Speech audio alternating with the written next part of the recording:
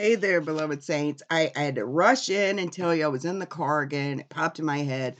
Samson's riddle. I got to show you something beautiful. Okay. It is weird that it so much happens when I'm driving alone and I'll just talk to the Lord sometimes. And then the thought will come into my head and I'll go and I'll look it up and something's shown to me. And I just love that. Okay. But there's a story in the book of Judges.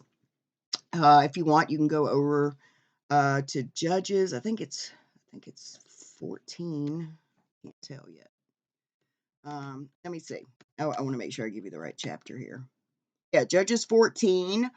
And this is where Samson decides he's going to marry, always getting the wrong women, marry a Philistine girl, right? And so he's on his way there, and his parents are like, oh man, you can't find anybody in Israel to marry.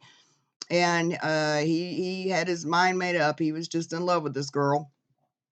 And so it tells the story of what he sees on the way there. Now, he gives this riddle to Philistines that are friends of their family and so forth, and makes a bet that they can't figure out the meaning of his riddle. And so this is where he gets the riddle from. Okay. Now it says, then went Samson down and his father and his mother to Timnath, and came to the vineyards of Timnath, and behold, a young lion roared against him. And the Spirit of the Lord came mightily upon him, and he rent him as he would have rent a kid. He killed him, killed the lion. And he had nothing in his hand, but he told not his father or his mother what he had done. You weren't supposed to touch a dead body, anything dead. It made you ritually unclean. That's probably why he didn't tell. And he went down and talked with the woman, and she pleased Samson well. And after a time he returned to take her.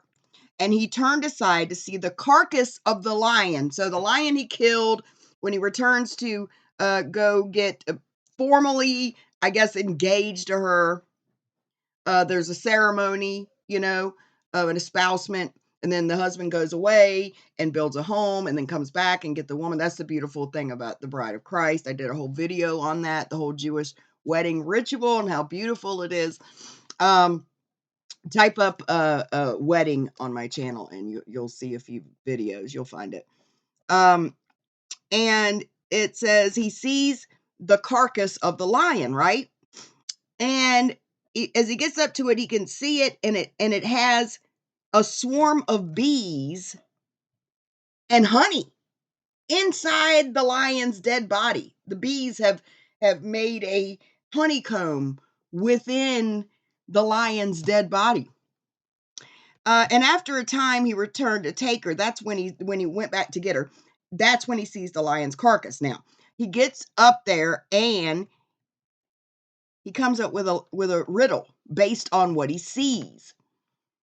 And so his father went down unto the woman, and Samson made there a feast, for so the young men used to do. And it came to pass when they saw him that they brought 30 companions to be with him. And Samson said unto them, I will now put forth a riddle unto you. If you can certainly declare it me within the 7 days of the feast and find it out, then I will give you 30 sheets and 30 changes of garments. But if you cannot declare it to me, then shall you give me 30 sheets and 30 change of garments. And they said to him, put forth thy riddle that we may hear it. And he said unto them, now this is the riddle, out of the eater came forth meat, out of the strong came forth sweet. And they could not in 3 days expound the riddle. So what they end up doing is they end up threatening the future wife's family, if she doesn't tell them what that riddle means. So she bugs him, you don't love me, you don't love me. Now she didn't want to betray Samson. She just wanted to save her father and her family.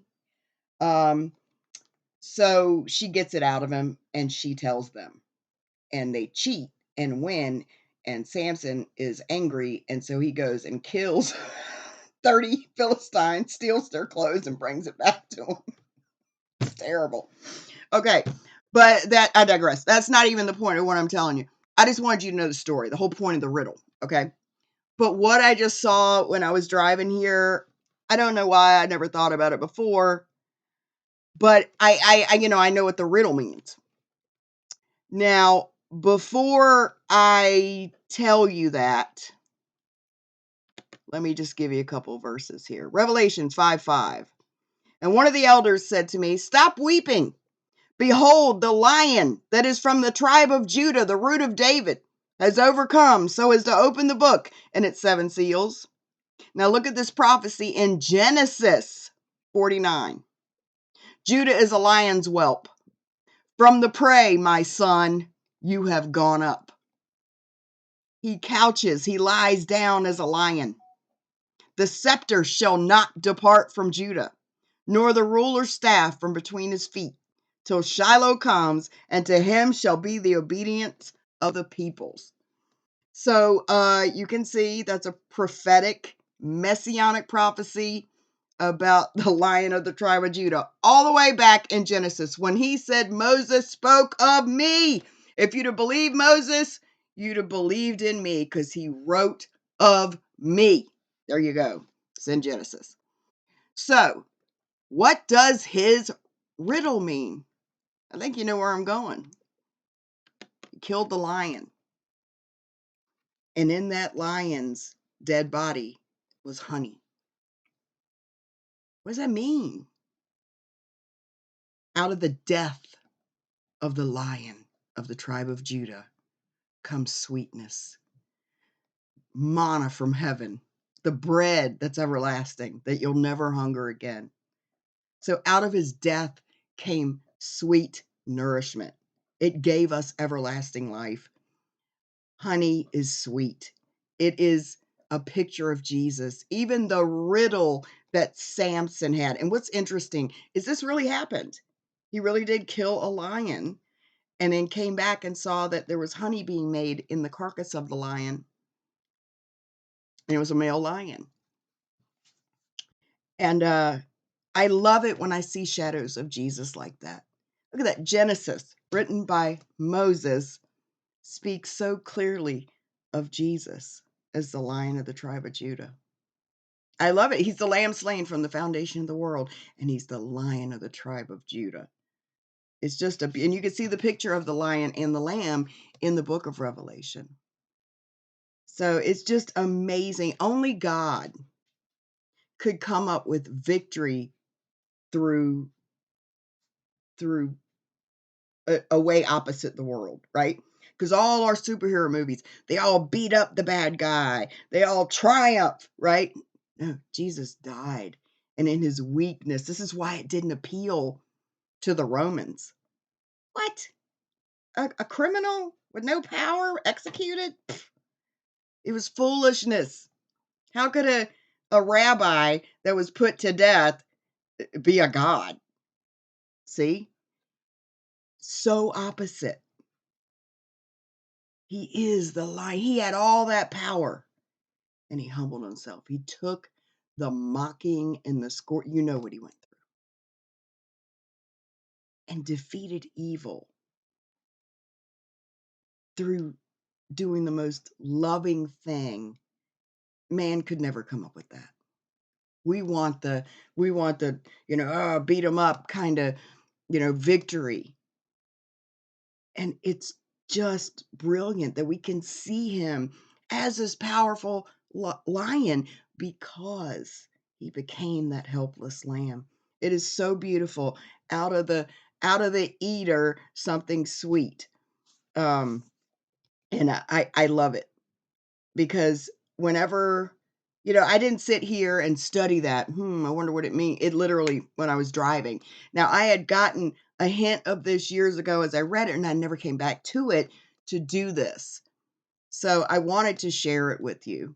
It's just fantastic. And when I hear people dogging the Bible, it's like, you don't even know what you're reading.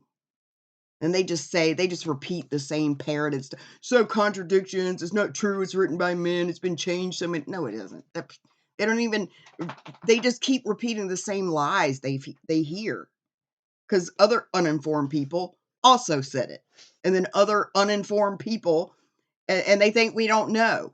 Oh, there was pagan religions with the same story, like 30. No, it wasn't. No, it wasn't. They really stretched that. I'll do a video on it sometime, but it's another lie. It's another lie. I'm going to try to do a series on things that they try to do to strip your faith. And I've seen it work on Christians that aren't as informed, and they'll fall for it. I'm like, no, I studied every one of them that you say is just like, no, it's not.